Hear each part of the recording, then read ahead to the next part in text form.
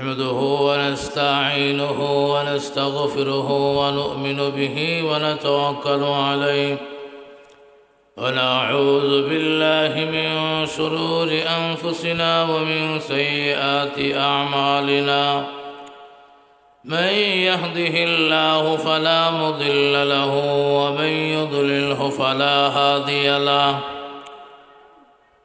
ونشهد أن لا إله إلا الله وحده لا شريك له ونشهد أن سيدنا وسندنا وحبيبنا ومولانا محمدا عبده ورسوله الذي أرسله بالحق بشيرا ونذيرا وداعيا إلى الله بإذنه وسراجا منيرا أما بعد فأعوذ بالله من الشيطان الرجيم بسم الله الرحمن الرحيم وقضى ربك ألا تعبدوا إلا إياه وبالوالدين إحسانا إما يبلغن عندك الكبر أحدهما أو كلاهما فلا تقل لهما أف ولا تنهرهما وقل لهما قولا كريما وقال تعالى إن الله وملائكته يصلون على النبي يا أيها الذين آمنوا صلوا عليه وسلموا تسليما সকলে মহব্বতে অন্তর থেকে দুরূদ ইব্রাহিম পড়ে আল্লাহুম্মা সাল্লি আলা মুহাম্মাদ ওয়া আলা আলি মুহাম্মাদ কামা সাল্লাইতা আলা ইব্রাহিম ওয়া আলা আলি ইব্রাহিম ইন্নাকা হামিদুম মাজিদ اللهم بارك على محمد وعلى آل محمد كما باركت على إبراهيم وعلى آل إبراهيم إنك حميد مجيد بلغ العلا بكماله كشف الدجى بجماله حسنت جميع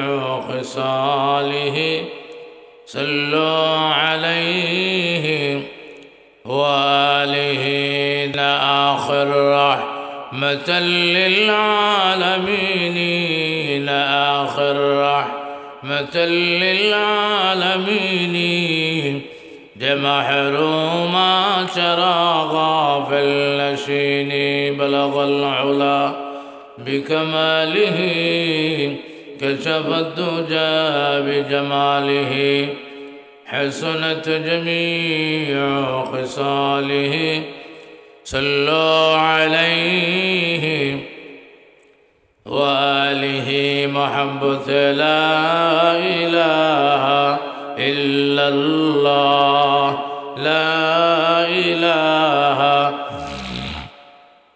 إلا الله لا إله إلا الله بتا हमको तेरे राह किस तरफ है बता हमको तेरे राह किस तरफ है तेरे राह पर चला हमको खुदाया ला इलाहा इल्ला ইল্লাল্লাহ লা ইলাহা ইল্লাল্লাহ লা ইলাহা ইল্লাল্লাহ মুহাম্মাদুর রাসূলুল্লাহ। আলহামদুলিল্লাহ, আল্লাহ রাব্বুল আলামিনের দরবারে অসংখ্য গরিত শুকর যে মনিব রব্বুল আলামিন আমাদেরকে অত্যন্ত দয়া করে, মহব্বত করে, ভালোবেসে দুনিয়ার বিভিন্ন কাজকর্ম থেকে ফারেক করে যে মনিব আমাদেরকে এই বরকতপূর্ণ মজলিসে, গুনাহ মাহফিল মজলিসে, তওবার পরিবেশে কোরআন সুন্নাহর আলোচনা করা শোনার মজলিসে যে মনিব আমাদেরকে আসতে দিলেন, বসতে দিলেন, কথা বলার সুযোগ করে দিলেন, সেই মনিবের দরবারে আমাদের অন্তঃকরণ থেকে শুকর আদায় করে পড়ে নিই আলহামদুলিল্লাহ। সম্মানিত হাজরিন, আমি আপনাদের সামনে কোরআনুল হাকিম থেকে সূরা বনী ইসরাঈলের 23 নম্বর আয়াত কারিমা থেকে কয়েকখানা আয়াত কারিমা তেলাওয়াত করেছি। আল্লাহ রাব্বুল আলামিন আমাদেরকে বলার, বোঝার, আমল করার তৌফিক দান করুন, বলুন আমিন।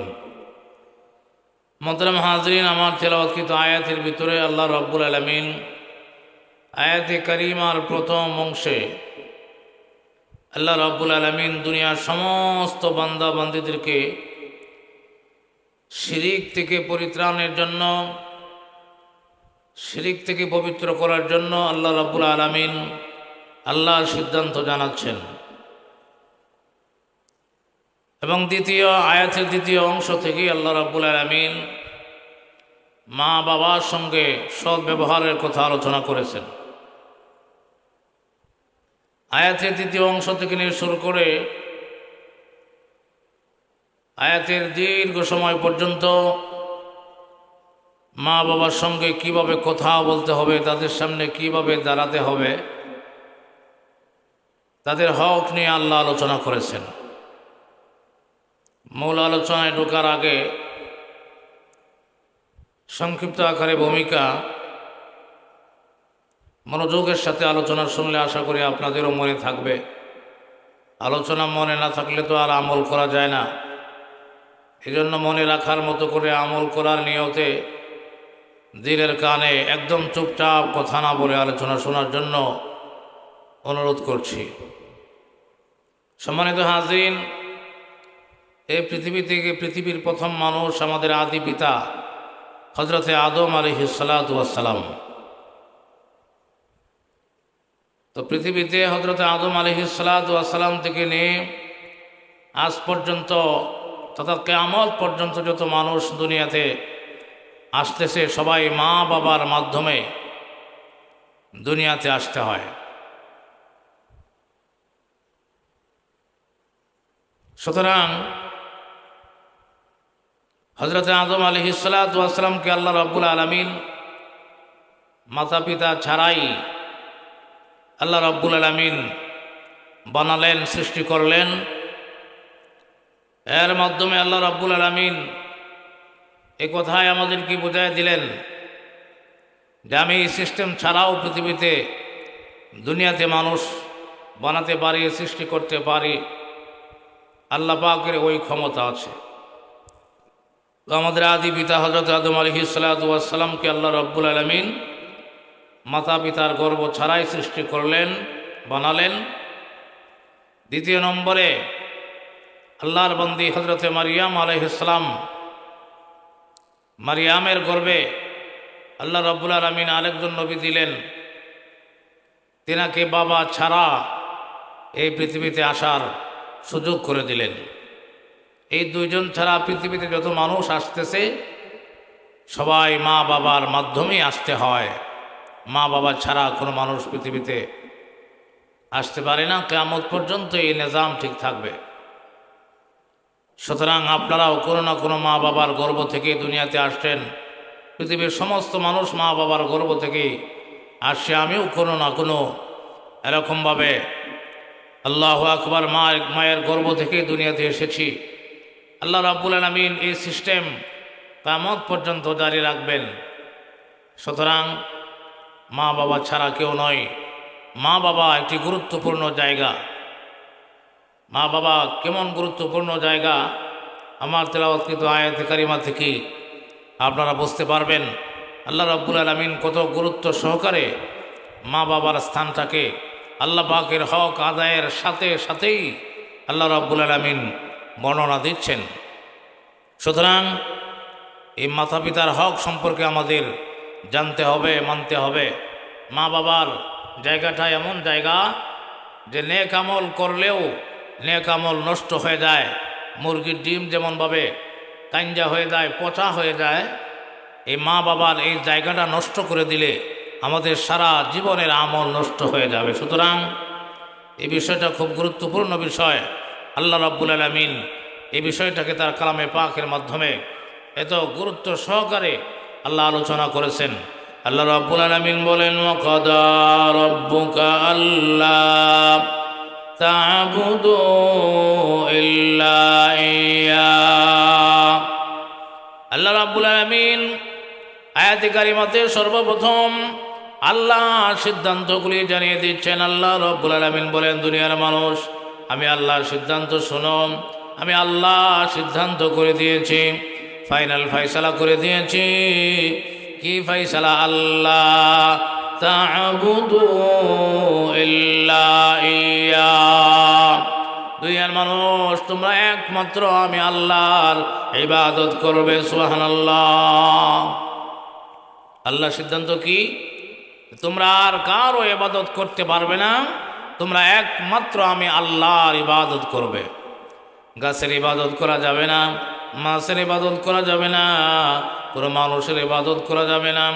আল্লাহু আকবার। এমনকি কোনো নবীর ইবাদত করাও আল্লাহ জায়েজ রাখেন নাই।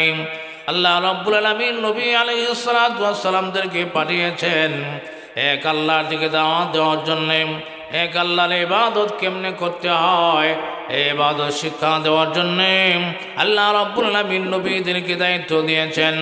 সুতরাং যে কথা বলছিলাম, আল্লাহর সিদ্ধান্ত, আল্লাহ তাম দুনিয়া সমস্ত নারী পুরুষ সকলের জন্য আল্লাহ সিদ্ধান্ত করে দিয়েছেন।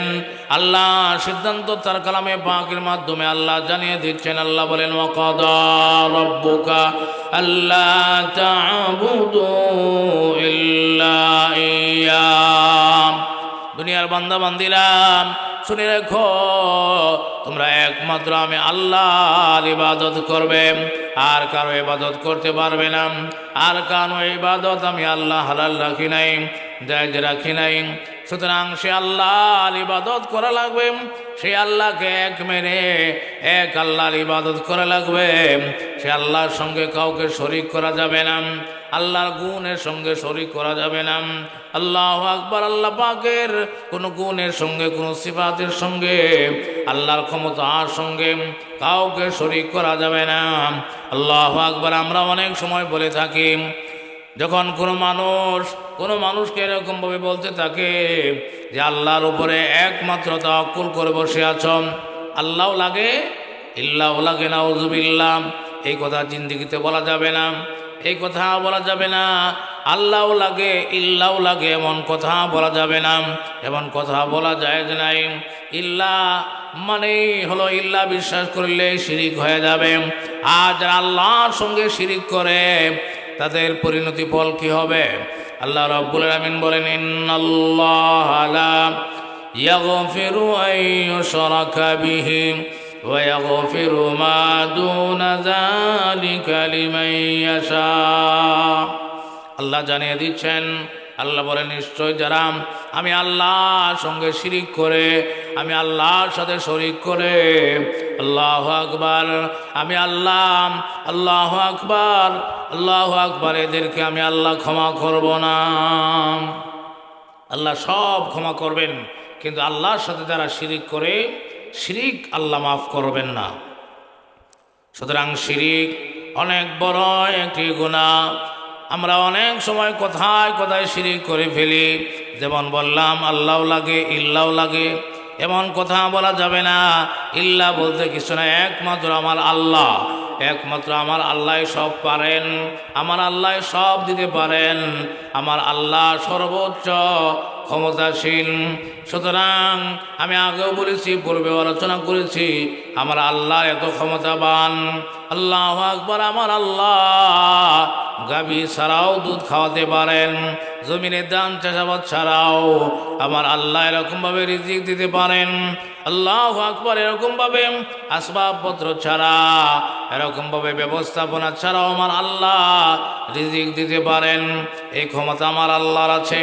এই জন্য মুমিন মানে হলো এক আল্লাহর উপরে এমনভাবে বিশ্বাস করবে যে আল্লাহর কোনো গুণের সঙ্গে শরিক করে না, আল্লাহ শক্তির সাথে কাউকে তুলনা দেওয়া যাবে না। আল্লাহু আকবার। এই জন্য আসুন আয়াতে কারিমার শুরুতে আল্লাহ সিদ্ধান্তটা আপনাদেরকে জানায় দিলাম। আল্লাহ তার সিদ্ধান্ত জানায় দিলেন। আল্লাহ বলেন, ওয়াকাদা রাব্বুকা আল্লা তা'বুদু ইল্লা ইয়্যা। দুনিয়ার মানুষ, তোমরা একমাত্র আমি আল্লাহর ইবাদত করবে। আমার ইবাদতের মধ্যে কাউকে শরীক করা যাবে না। আমার কোনো বিষয়ে তোমরা শরীক করতে পারবে না, শিরিক করতে পারবে না। এরপরে আল্লাহ বলেন, ওয়াবিল ওয়ালিদাইনি ইহসানা। আল্লাহর হকের সাথে সাথেই আল্লাহ রাব্বুল আলামিন বলেন, দুনিয়ার মানুষ, আমি আল্লাহর 2 নাম্বার সিদ্ধান্ত শুনে রাখো। আমি আল্লাহর 2 নাম্বার সিদ্ধান্ত হলো, তোমরা আমার হক আদায়ের সাথে সাথেই, আমার ইবাদতের সাথে সাথে তোমরা তোমাদের মা বাবার সঙ্গে সৎ ব্যবহার করবে, ভালো ব্যবহার করবে। তোমাদের মা বাবাকে দুঃখ দিয়ে কথা বলবে না, কষ্ট দিয়ে কথা বলবে না। তাদের সামনে এরকমভাবে আল্লাহু আকবার আহাম্মকের মতো দাঁড়াবে না, বেয়াদবের মতো দাঁড়াবে না, বেয়াদবের মতো আঙ্গুল তুলে কথা বলবে না। তাদের সাথে সেবা যত্ন করবে। আল্লাহ রাব্বুল আলামিন তার ইবাদতের সাথে সাথে আল্লাহু আকবার মা বাবার হকের আলোচনাটা নিয়ে এসেছেন। আল্লাহর ইবাদত করার পরে এই আয়াতে কারিমাতে আল্লাহ রাব্বুল আলামিন নামাজের কথা আনেন নাই, হজের কথা আনেন নাই, যাকাতের কথা আনেন নাই, ইসলামের অন্যান্য আমলগুলির কথা আল্লাহ বলে নাই। আল্লাহ রাব্বুল আলামিন কত গুরুত্ব দিয়ে মা বাবার সেবা যত্নের কথা, মা বাবার হকের কথাটা এনেছেন। আল্লাহ রাব্বুল আলামিন বলেন, ওয়াবিল ওয়ালিদাইনি ইহসানা। তোমরা একমাত্র আমি আল্লাহর ইবাদত করবে এবং তোমাদের মা বাবার সঙ্গে সৎ ব্যবহার করবে। আল্লাহু আকবার। এই জন্য আসুন আল্লাহ নবী রাহমাতুল লিল আলামিনকে সাহাবায়ে কেরাম জিজ্ঞাসা করেন, ইয়া রাসূলুল্লাহ, ইয়া হাবিব আল্লাহ, আল্লাহর পরে সবচাইতে হক কার বেশি? আল্লাহ নবী প্রথম নম্বরে বললেন, তোমার মায়ের। এরপরে সাহাবী বলেন, এরপরে কার? আল্লাহ নবী বলেন, তোমার মায়ের। এরপরে আবারও সাহাবী প্রশ্ন করেন, ইয়া রাসূলুল্লাহ, এরপরে কার? আবারও তৃতীয় নম্বরে আল্লাহর নবী বলেন, তোমার মায়ের। মায়ের কথা 3 বার বলা হয়েছে। মায়ের কথা কয়বার? মার কথা 3 বার বলা হয়েছে। এরপরে আবারও সাহাবী জিজ্ঞাসা করলেন, ইয়া রাসূলুল্লাহ, এরপরে কার? আল্লাহ নবী বলেন, তোমার বাবার। মুহাদ্দিসিনে কেরাম বলেন, এই হাদিসটা বুখারীতে আছে, মিশকাতুল মাসাবির মধ্যে আছে। মুহাদ্দিসিনে কেরাম বলেন, আল্লাহ নবী হাদিসে মায়ের কথা 3 বার কেন বললেন? আল্লাহু আকবার। আমরা লক্ষ্য করলে দেখি আল্লাহু আকবার, এমন কিছু কারণ মার সাথে সম্পর্ক আছে, মার সাথে সম্পৃক্ত, যে কারণগুলি বাবার সাথে সম্পৃক্ত নাই। 1 নম্বর মুহাদ্দিসিনে কেরাম বলেন, মায়ের কথা 3 বার বলার 1 নম্বর কারণ হলো, 9 থেকে আল্লাহু আকবার 10 মাস সন্তানকে যে পেটে রাখতে হয়, এই পেটে রাখার কাজটা মাই করে। সুবহানাল্লাহ। সন্তানকে পেটে ধারণ করার যে কাজটা, এটাও মা করে। 2 নম্বর কারণ হলো, সন্তান প্রসব করার যে কষ্টটা, এটা বাবার একটুও করা লাগে না। আল্লাহু আকবার। একমাত্র মা এই কষ্টটা করে। 2 নম্বর 3 নম্বর হলো, সন্তানকে এরকমভাবে 2 বছর পর্যন্ত এরকমভাবে দুধ পান করানোর যে কাজটা, এই 2টা বছর পর্যন্ত এই কষ্টটাও মাই করে। এই জন্য আল্লাহ নবী মায়ের কথা 3 বার বলেছেন। সুবহানাল্লাহ। এই 3টা কষ্ট এমন কষ্ট যে কষ্টগুলি ভুক্তভোগী ছাড়া ওয়াজ করে কোনো মানুষকে বোঝানো যাবে না। আল্লাহু আকবার। এই তিনটা কষ্টই মা করেন। এই জন্য আল্লাহ নবী রাহমাতুল লিল আলামিন মায়ের কথা 3 বার বলেছেন। তার মানে এই নয় যে বাবাকে এক চোখে দেখবে আর মাকে এরকমভাবে আরেক চোখে দেখবে, এই নয়। কোরআনে কারিমের আয়াতে কারিমার মধ্যে যদিও মায়ের কথা, হাদিস শরীফের মধ্যে যদিও মায়ের কথা বলা হয়েছে, আর মা বাবা আল্লাহু আকবার মার কথা উল্লেখ করে সাথে সাথে বাবার কথাও এসে গেছে। সুতরাং মা বাবা দুজনের সাথে তোমরা সদ্ব্যবহার করবে। আল্লাহু আকবার। সম্মানিত মা বোনেরা, আপনাদেরকে বয়ানটা কেন শোনাচ্ছি? আল্লাহর কোরআনের কথা। আল্লাহর কোরআনের কথাগুলি আপনাদের দরকার হলেও শুনতে হবে, দরকার না থাকলেও শুনতে হবে। আল্লাহর কোরআনের কথাগুলি শুনলেও লাভ, আমল করলেও লাভ, তেলাওয়াত করলেও লাভ।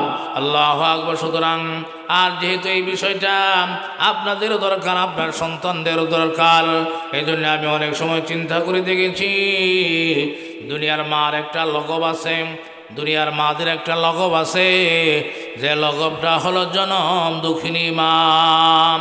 এই জনম দুঃখিনী কথাটার অর্থ আমি চিন্তা করে দেখেছি। আল্লাহু আকবার। মাকে কেন জনম দুঃখিনী বলা হয়?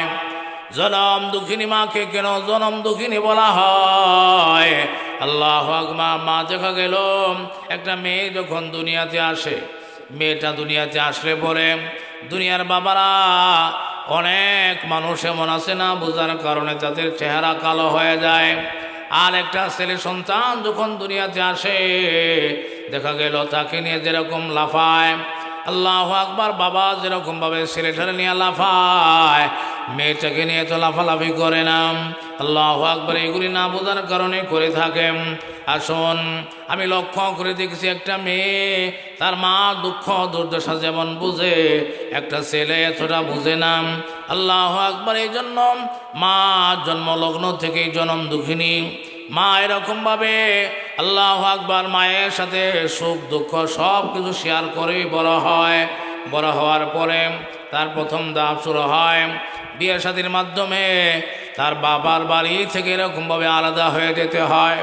আলাদা হওয়ার জন্য এরকমভাবে অপরিচিত একটা ছেলে আল্লাহর হুকুমে তার সঙ্গে সম্পর্ক হয়ে যায়।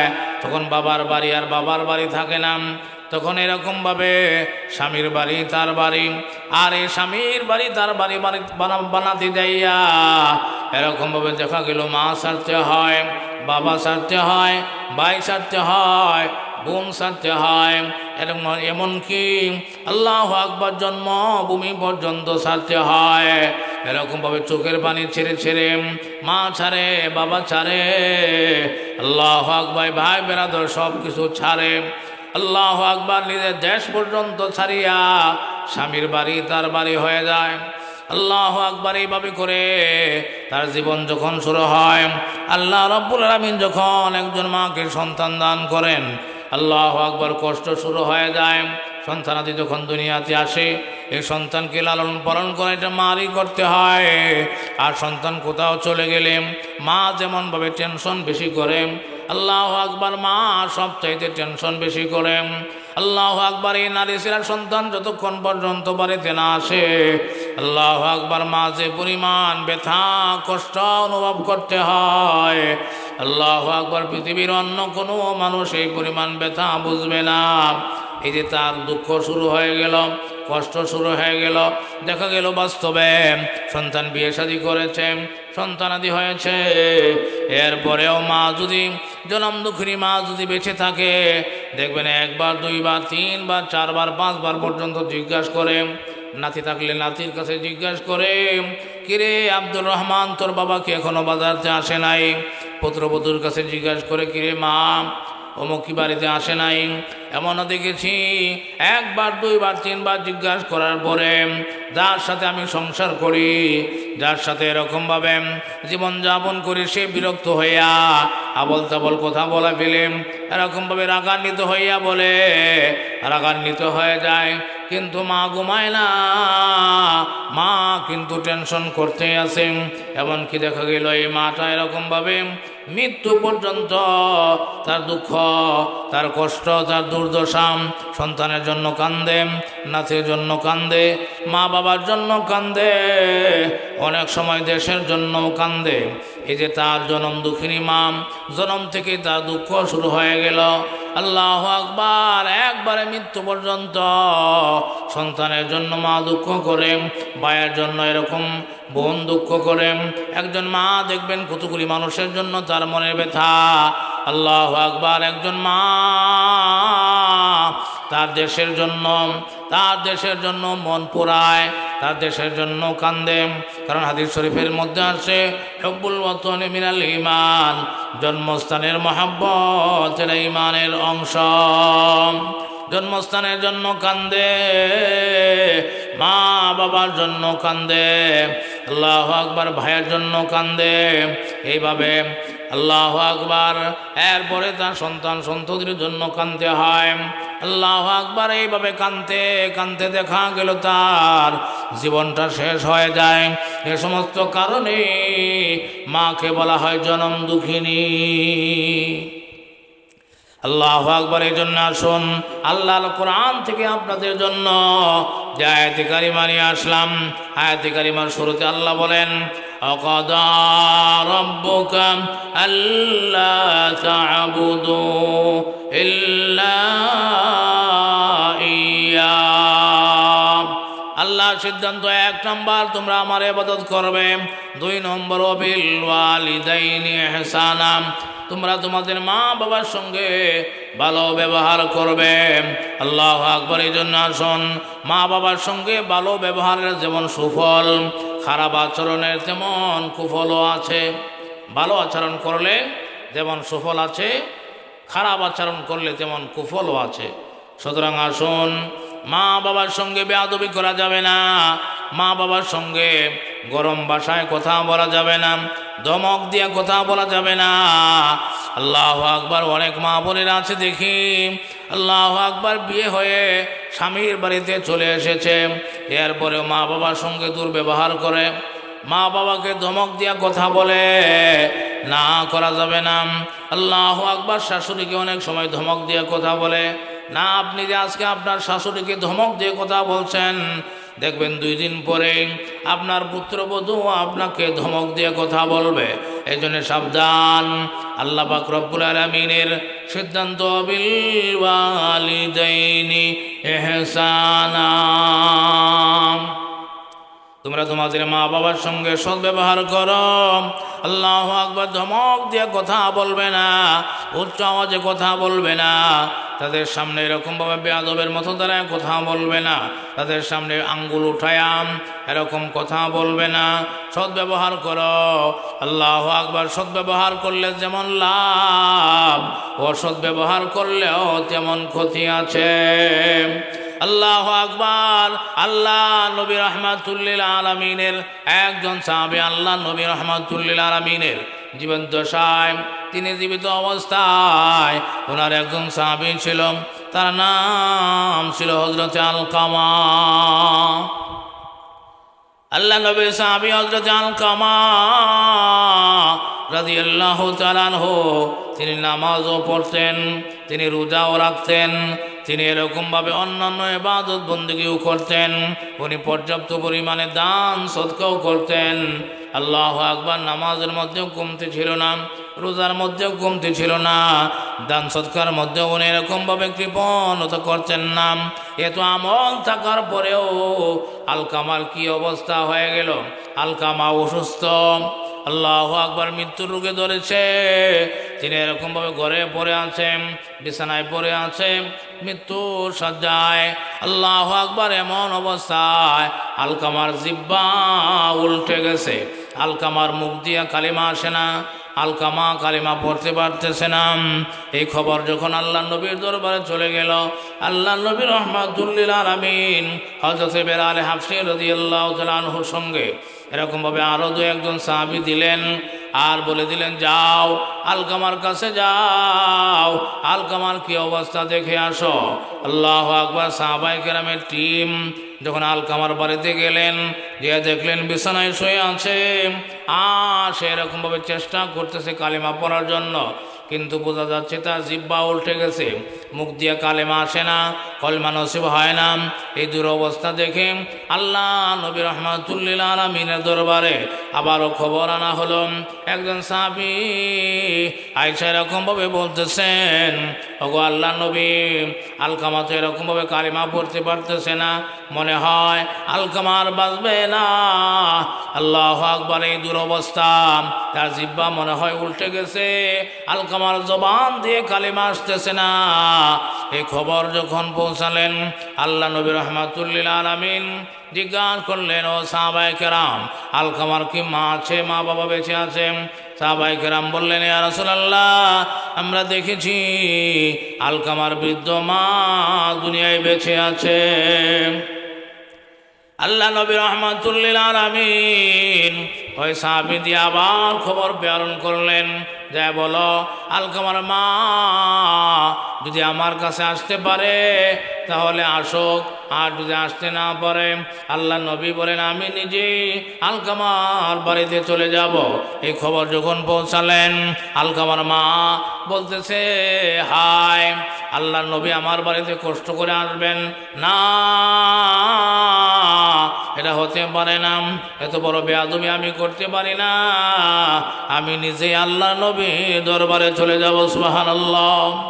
এইভাবে কিতাবের মধ্যে ঘটনা আসছে। আলকামার মা লাঠির মধ্যে বর দিয়ে দিয়ে আস্তে আস্তে আল্লাহ নবীর দরবারে যখন চলে গেলেন, নবীর দরবারে যখন চলে গেলেন, আল্লাহ নবী রহমাতুল্লিল আলামিন আলকামার মাকে জিজ্ঞেস করলেন, ইয়া হাবিবাল্লাহ, আল্লাহু আকবার, আমি আপনার সঙ্গে মিথ্যা বলতে পারি না, আমি আপনার সঙ্গে মিথ্যা বলবো না, আমি আলকামার উপরে অসন্তুষ্ট।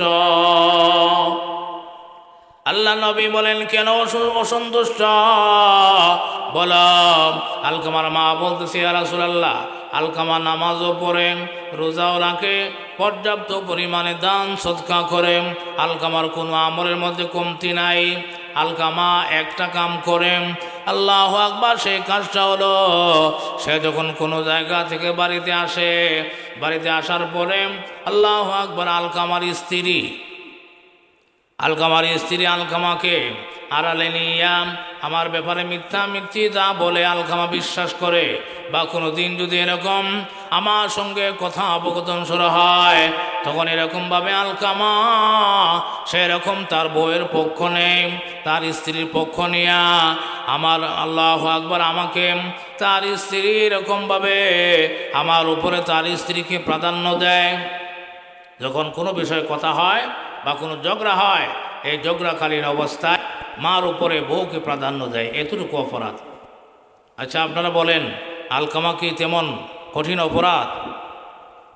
আমাদের কাছে তো তেমন কঠিন অপরাধ মনে হয় না, কিন্তু এর পরেও এই সামান্য অপরাধের কারণে তার বউকে আলকামার মায়ের উপরে প্রাধান্য দেওয়ার কারণে, বউয়ের পক্ষ নেওয়ার কারণে দেখা গেল তার শেষ যখন দুনিয়া থেকে সে বিদায় নেবে, আল্লাহু আকবার, বিদায় নেওয়ার টাইমে কঠিন মুহূর্ত, সাকরাত শুরু হয়ে যাবে। এই শেষ মুহূর্তে কালেমা নসিব হয় না, জিহ্বা যেন উল্টে গেছে। এই দুরবস্থার মধ্যে আল্লাহু আকবার, যখন আলকামার মা আল্লাহ নবী দরবারে যখন গেলেন, আল্লাহ নবী যখন জিজ্ঞাসা করলেন, তুমি কেন অসন্তুষ্ট? আলকামার মা স্পষ্টভাবে বলে দিল, আলকামা তার বউকে আমার উপরে প্রাধান্য দিত, যে কারণে আমি অসন্তুষ্ট। আল্লাহু আকবার! আল্লাহ নবী বলেন, আলকামার মা, তুমি তো জানো না, এই মুহূর্তে যদি তুমি আলকামাকে মাফ না করো, আলকামা বেঈমান হয়ে মারা যাবে,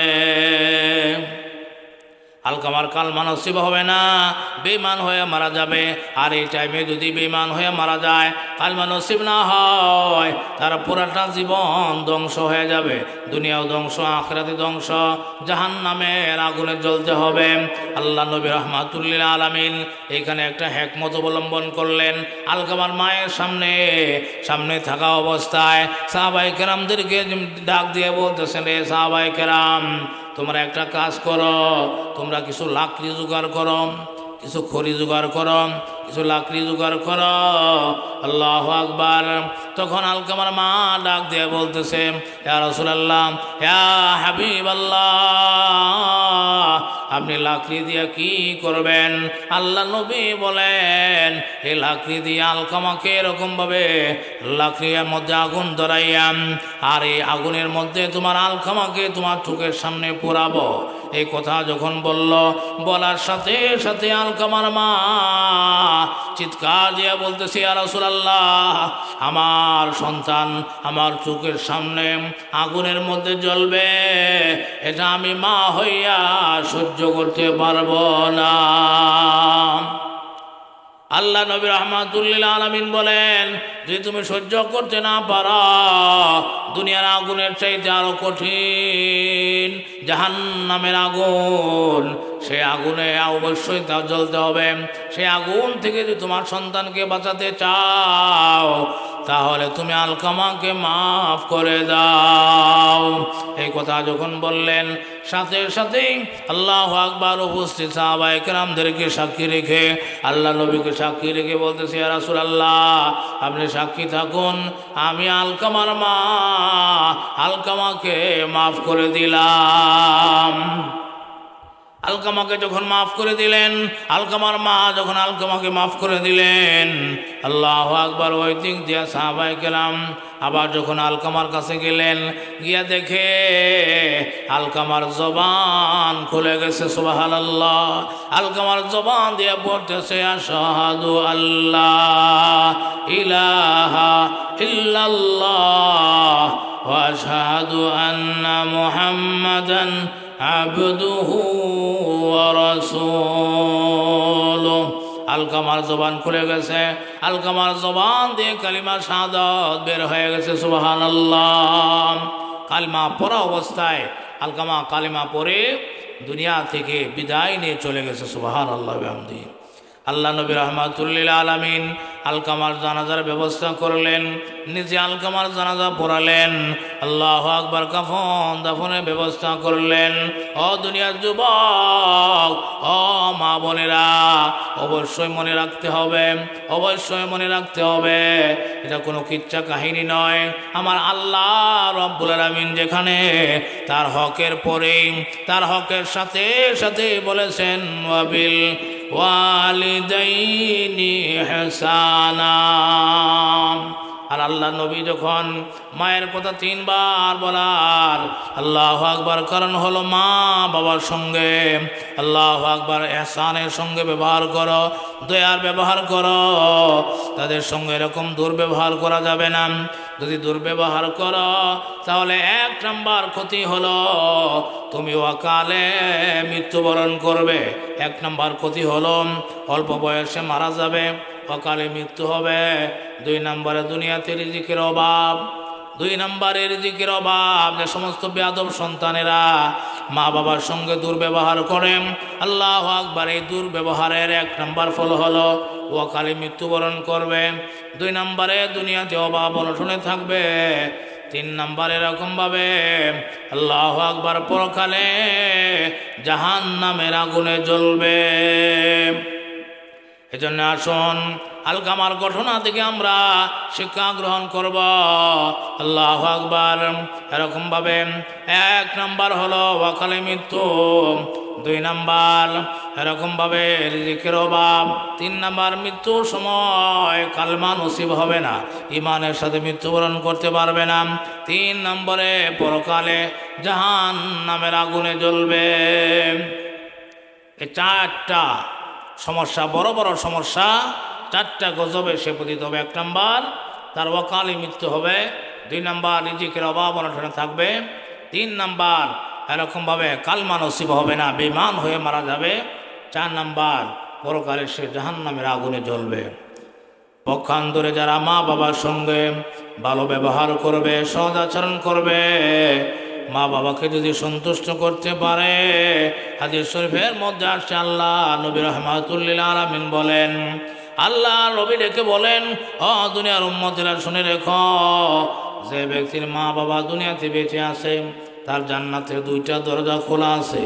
যে ব্যক্তির মা বাবা দুজনেই দুনিয়াতে বেঁচে আছে তার জন্য জান্নাতের 2টা দরজা খোলা আছে। যার ইচ্ছা এই দরজাগুলি খোলা রাখবে, সে যেন মা বাবার সঙ্গে ভালো ব্যবহার করে, মা বাবার সেবা যত্ন করে, মা বাবাকে সন্তুষ্ট করে। মা বাবার সন্তুষ্ট, মা বাবার সন্তুষ্টির ভিতরে আল্লাহ সন্তুষ্টি নিহিত, আর আল্লাহ সন্তুষ্টির ভিতরে মা বাবার সন্তুষ্টি নিহিত। আল্লাহু আকবার। কোনো সন্তান মা বাবাকে অসন্তুষ্ট করে আমার মাওলা সন্তুষ্ট অর্জন করতে পারবে না। সুতরাং আসুন, আল্লাহু আকবার, আমরা যেখানেই থাকি, আল্লাহু আকবার, যে অবস্থায় থাকি, মা বাবার সঙ্গে বেয়াদবি করব না, খারাপ আচরণ করব না। মা বাবা যদি আমাকে উল্টা কথাও বলে, এরপরেও মা বাবার সঙ্গে বেয়াদবি করা যাবে না। আল্লাহু আকবার, সহ্য করতে হবে। আল্লাহু আকবার, নিচু আওয়াজে কথা বলতে হবে। আল্লাহু আকবার। এই জন্য আসুন, আল্লাহ নবী রহমাতুল্লিল আলামিন বলেন, দুনিয়ার উম্মতের শুনে রেখো, 1 নাম্বার, যার মা বাবা বেঁচে আছে তার জন্য জান্নাতের 2টা দরজা খোলা আছে। 2 নাম্বার, মা বাবার দিকে যদি কোনো সন্তান সুনজরে তাকায়, আল্লাহু আকবার বলা হয়েছে, আল্লাহু আকবার, একটি কবুল হজ আর একটি উমরা হজের সওয়াব তার আমলনামায় দেওয়া হবে। এইভাবে করে মা বাবার দোয়ার মাধ্যমে আল্লাহু আকবার, কত মানুষ ওলি আউলিয়া গাউস কুতুব হয়েছে। মা বাবার সেবা করার মাধ্যমে কত মানুষ দুনিয়াতে এরকমভাবে কোটি কোটি টাকার মালিক হয়েছে। কত মানুষ কতভাবে আয় উন্নতি করেছে, যার কোনো শেষ নাই। আল্লাহু আকবার। আল্লাহর কলির দরবারে অনেক মানুষ, আল্লাহর ওলি, তিনি হজে যাবেন, হজের টাইমে, হজে যাওয়ার কালে সমস্ত মুরিদানদেরকে খবর পাঠাইলেন যে শায়েখ হজে যাবে, তোমরা যে যেখানে আসো, আর যারা শায়েখের সঙ্গে হজে যাইতে চাও তারা সবাই একত্রিত হও। দেখা গেল শায়েখের সমস্ত মুরিদানরা সবাই চলে আসলো, হজে যাবে, সবাই একত্রিত হলো। হঠাৎ করে দেখলেন তিনার একজন মুরিদ তিনি উপস্থিত নাই। জিজ্ঞাসা করলেন, উনি কোথায়? অন্যরা বলতেছে যে ওনার মা অসুস্থ, যে কারণে উনি আসতে পারে নাই। তো দেখা গেল লোক মাধ্যমে ওই লোকটাকে খবর দিয়ে শায়েখের সামনে আনলেন।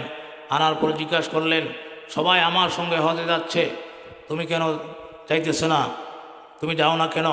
না যাওয়ার কারণ জিজ্ঞাসা করলে ওই ব্যক্তি বলতেছে, হজরত, আমার বৃদ্ধ মা ঘরে আছে, আমি আমার মায়ের সেবা যত্ন করার জন্য আমি যাইতেছি না। আমি যদি চলে যাই আমার মা কষ্ট পাবে।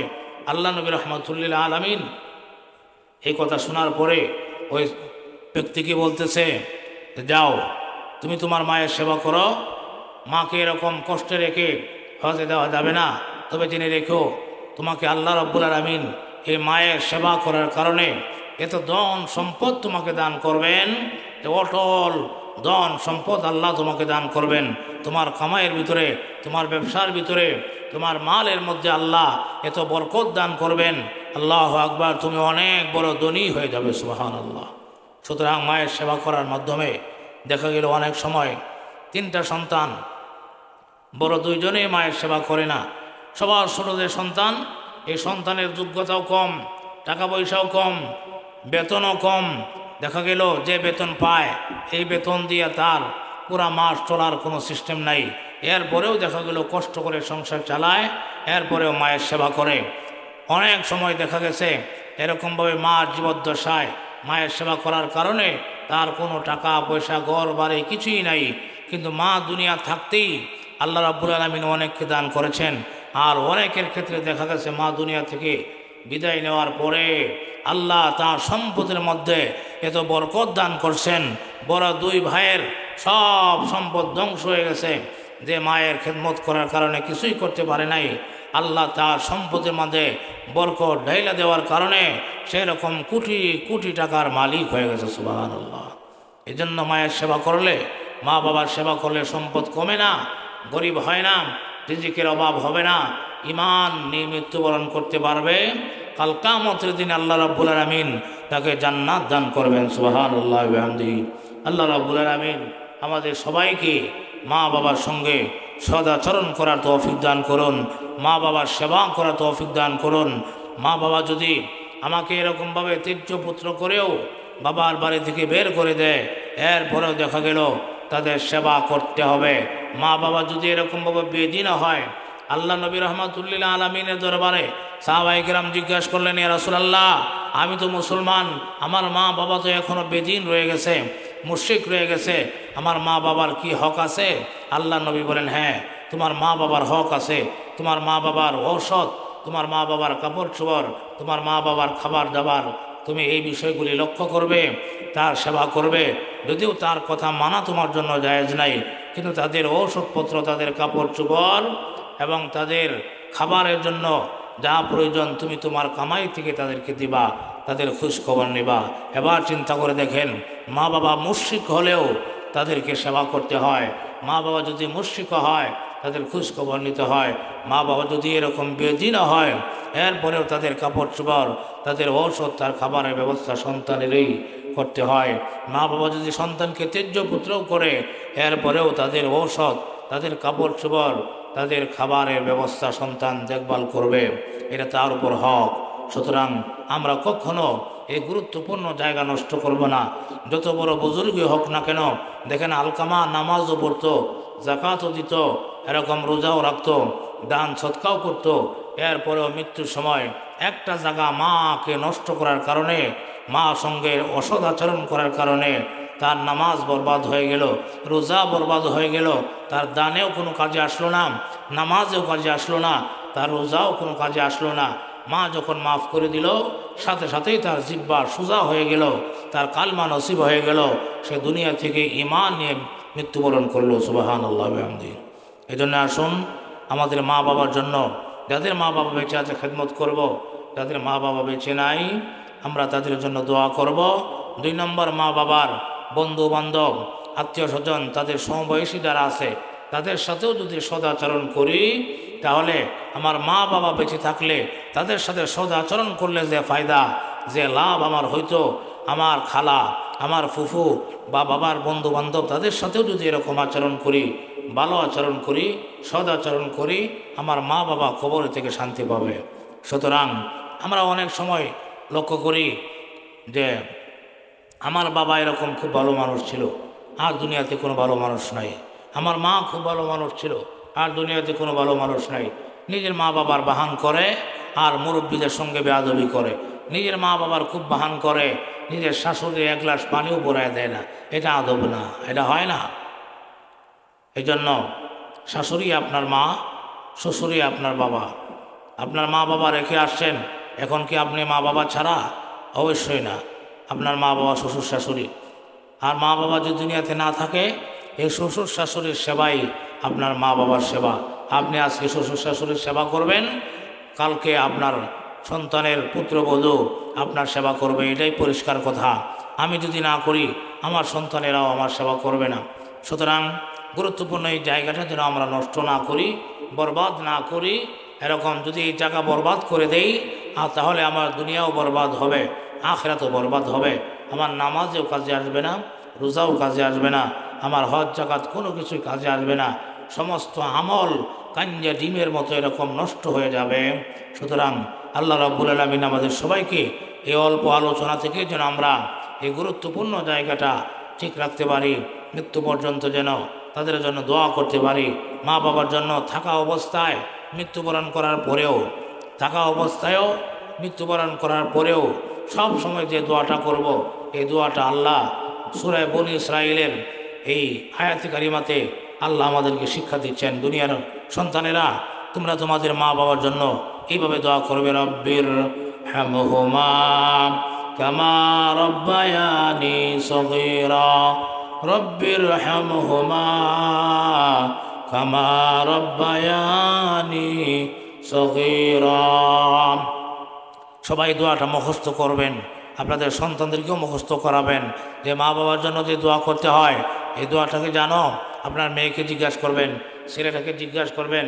আল্লাহ শিক্ষা দেওয়া দোয়া, এটা কোরআন শরীফের আয়াত, রব্বির হামহুমা কামা রব্বায়ানি সগীরা। সবাই মুখস্থ করেন, রব্বির হামহুমা কামা রব্বায়ানি সগীরা, রব্বির হামহুমা কামা রব্বায়ানি সগীরা। নামাজি সন্তান তার মা বাবার জন্য 5 ওয়াক্ত নামাজের পরেই দোয়া করে, আর যে সন্তান নামাজ পড়ে না সেই রকমভাবে বছরে একবারও সুযোগ হয় না মা বাবার জন্য দোয়া করার। সুতরাং আমাদের সন্তানদেরকে নামাজিও বানাবো, আমাদের এই শিষ্টাচার শিক্ষা দিব, মা বাবার জন্য যে দোয়া করতে হয় এই দোয়াটা শিক্ষা দেওয়ার ব্যবস্থা করবো ইনশাআল্লাহ। আল্লাহ পাক আমাদের সবাইকে আমার এই অল্প আলোচনার উপরে আমাকে সহ দুনিয়ার সমস্ত সন্তানদেরকে যেন আমল করা তৌফিক দান করেন। আমিন। ওয়া আখিরু দাওয়ানা আনিল হামদুলিল্লাহি রাব্বিল আলামিন।